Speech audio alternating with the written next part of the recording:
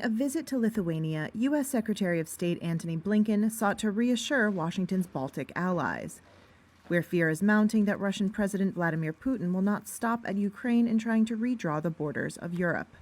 Blinken spent the weekend in Ukraine's neighbors, Poland and Moldova, and on Monday visited Lithuania, Latvia, and Estonia, NATO members that were once ruled from Moscow. Lithuanian President Gitanas Nausėda warned that Russia's reckless aggression could lead to a third world war. We need forward defense here in place because otherwise it will be too late, dear Mr. Secretary.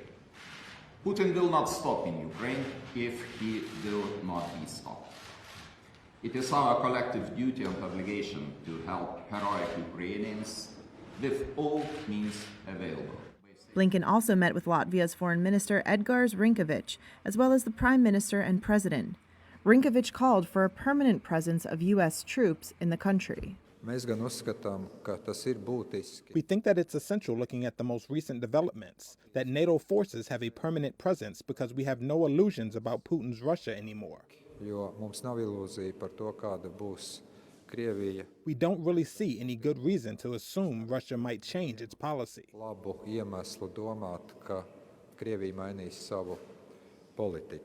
Blinken assured allies that NATO was continuously reviewing its defense posture, including by looking at more permanent deployments, invoking NATO's Article 5 guarantee of mutual defense between member states. The United States' commitment to Article 5, an attack on one is an attack on all, that commitment is sacrosanct. And as President Biden repeated to the American people in his State of the Union address just a few days ago, we will defend every inch of NATO territory if it comes under attack. No one should doubt our readiness. No one should doubt our resolve. Russia calls the campaign it launched on February 24th a special operation that it says is not designed to occupy territory, but to destroy its neighbors' military capabilities and capture what it regards as dangerous nationalists. But as Russia grows more aggressive, NATO countries have ramped up their presence in the Baltic nations, and more troops and equipment are said to be on the way. Blinken said some 400 U.S. troops from the 1st Armored Brigade combat team would be arriving in Lithuania in the coming days. After efforts to establish temporary ceasefires were repeatedly broken by Russia, the Kremlin now claiming another one will come into force tomorrow in a number of cities. A previous corridor offered by Russia only allowing safe passage onto its own territory and that of its ally Belarus, which Ukraine calls unacceptable. So far, Russia's ceasefires set up for people to leave have been nothing of the sort. In Irpin, about 16 miles northwest of Kyiv, terrifying video shows civilians trying to escape when a mortar shell explodes. Soldiers bravely risking their own lives to give first aid. It was too late. At least 8 people were killed, including at least 3 members of the same family. At least 5,000 people have fled, many of them under fire, having to run for their lives with what little they can carry after almost a week of intense fighting in the city. As the shells landed, trying to take cover, then having to navigate a blown-up bridge to run to safer ground. We're hearing the sound of fairly regular bombardment. We're close to the front lines. It's just down that road. The town of Irpin is being brutally shelled by Russian forces. Hundreds, thousands of civilians are desperately trying to get out of the town, but they've also come under fire. Some of them have been killed today, just trying to get out and get safe. Tatiana Bogatova is a pediatrician from the town. She had to run for miles through the night to escape with 18-month-old Varvara. The Russians were there in their tanks, she says. They fired mortar shells into people's yards. I couldn't stay there with a child. Across the country, Russia's stepping up its attacks, laying siege to some cities that are now cut off without power or heating. Ukraine's armed forces sharing a video of what they say is a downed Russian jet crashing. Meanwhile, a third round of ceasefire talks was held in Belarus today. Ukraine says small positive movements were made in trying to establish these humanitarian corridors. The Kremlin claims that it could stop the attacks at any moment, but only if Ukraine promises to never join NATO, to recognize Crimea as Russian, and accept the independence of Russian-controlled parts of eastern Ukraine. all have been non-starters for Ukraine. President Biden talked with European leaders today who vowed to continue raising the costs on Russia amid discussions about possibly cutting off all Russian oil and gas imports. Also, the Pentagon revealing today it ordered an additional 500 US troops to deploy to Europe over the weekend. We're joined now by Ian Pannell in Kyiv. And Ian, I imagine there has been no indication you've seen that the temporary ceasefire Russia claims will begin tomorrow will be any different than failed attempts in the past few days? No, I think we're right to be sceptical, and that's certainly the view from the ground. I mean, don't forget that there was, again, one of these temporary ceasefires, one of these supposed humanitarian corridors established in Mariupol over the weekend. Almost immediately, the ceasefire was breached by Russian forces, and civilians came under attack. And here's the other problem with the corridors that are now being proposed by Russia. They say there's going to be ceasefires on Tuesday morning here, is that they're saying that the passage, the safe passage, it doesn't lead into Ukraine to the west. It doesn't lead towards Poland and Europe. It leads directly either into Russia or into Belarus, which of course is Russia's ally.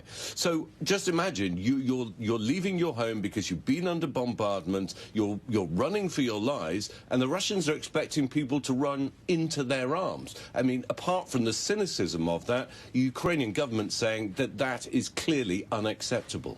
And Ian, you also had the chance to visit Irpin this weekend, one of those towns close to Kyiv that has just been devastated. What struck you the most about what you saw there?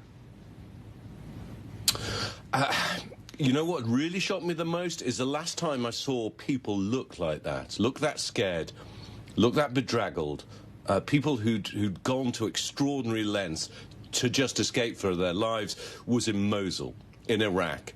When the battle was on to try and take the city from ISIS. And it was the same look in people's eyes, that sheer terror that they've literally been to hell and back. And even when they get out, they don't know where is safe. They don't know where they're going to go. Yeah, there was one young mum, which is featured in our report. And she's a pediatrician in this town. You know, she has this 18-month-old toddler. And for anyone out there with kids, you know how difficult it is just to keep toddlers minded and safe inside your own home. She had to run through the night with a group of people, passing a toddler from person to person through the night just to reach the edge of Irpin. And that's what so many people are going through right now. And for every person who gets out, there are many more who are left behind, unable to get out now because they're surrounded by the fighting, and of course they get caught in the crossfires. What we see repeatedly in conflicts, civilians always paying the greatest price for something they didn't start and they can't control and often can't escape from. Right. Lindsay?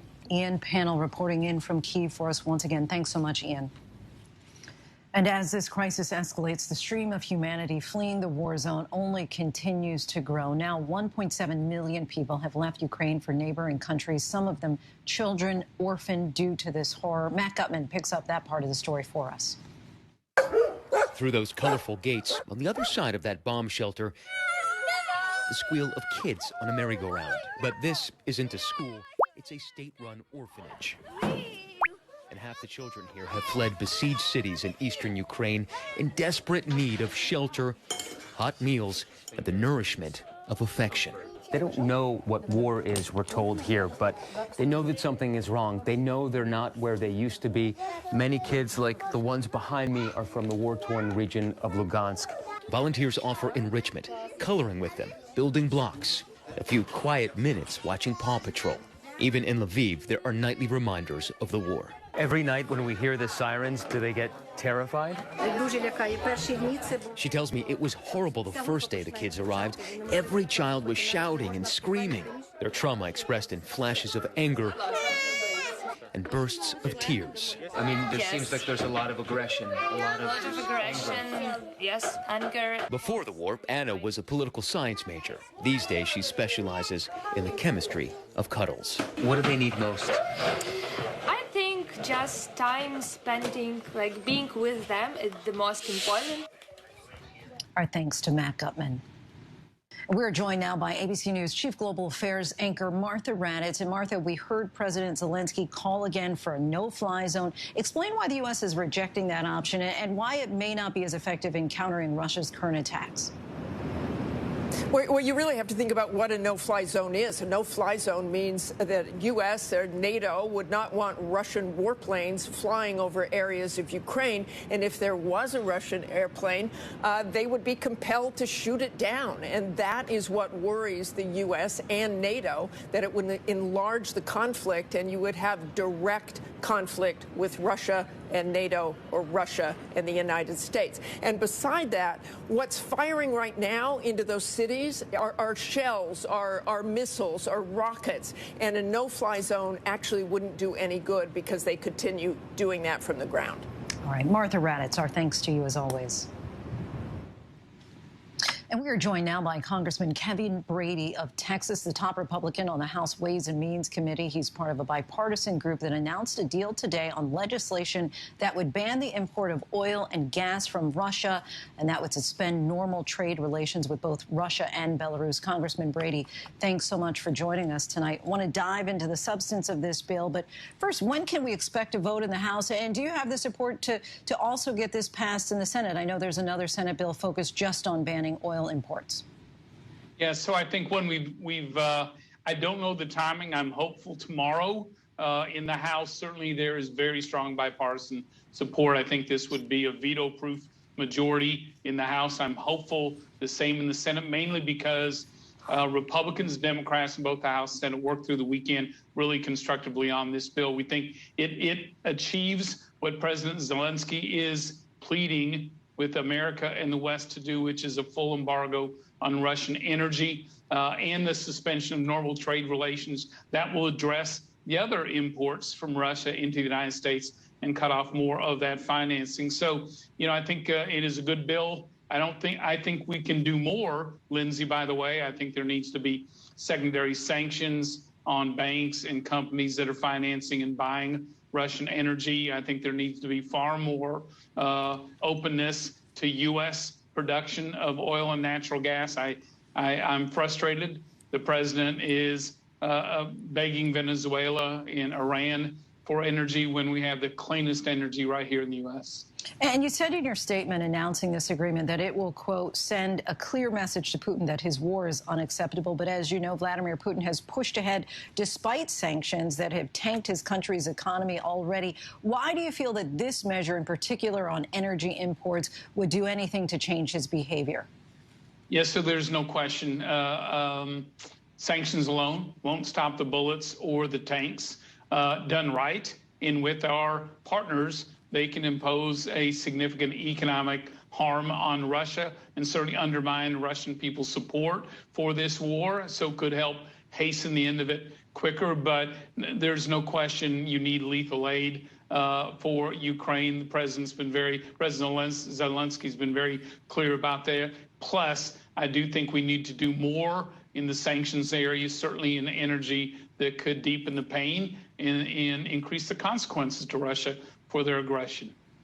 There are reports today that the U.S. is considering easing sanctions on Venezuelan oil to make up for lost imports from Russia, as you just said. With gas, though, now over $4 a gallon. What do you say to critics who say that this all is proof that we should put more resources into quickly moving the sources of clean energy and technology like electric vehicles instead of oil from overseas, or calling for more domestic energy production? So renewables themselves will have no impact. It'll be years and years and years and decades before it is in position to play that role. Nonetheless, just the approval of Keystone Pipeline would have moved more oil from Canada to the U.S. this year than that we buy from Russia. And there are other actions we could take to become more domestically strong and to increase our exports around the world significantly to help our partners as well. So, look, renewables won't do the trick, but more American-made energy rather than begging countries that support terrorism and sort of thug nations, frankly, isn't, I think, the solution that Joe Biden's proposing isn't what the American people want to see. And as you know, Europe is far more reliant on energy supplies from Russia than the U.S. Do you think that our European allies are prepared to take a similar step to ban Russian energy imports? And potentially, could this backfire if it hurts the global economy more than it hurts Russia? Yeah, so look, I think we all recognize Europe has put themselves in a pickle here, reliant on Russian energy. America, I think, is both cognizant of that. And again, I think President Biden has the ability to make America a far more dependable and larger partner with Europe as they wean themselves off. So no question, it is more difficult. But for example, the UK could join us here, I think, in a significant way on banning Russian energy. Canada has already moved this direction. I think it's important for the allies to do that, especially as we saw Shell make the decision this weekend to buy about 100,000 metric tons of energy from Russia. I think it's really important, to the degree we can, to act together. But nonetheless, America can lead further in this area. Congressman Kevin Brady, we thank you so much for your time tonight. Thank you, Lindsay. And still to come, the deadly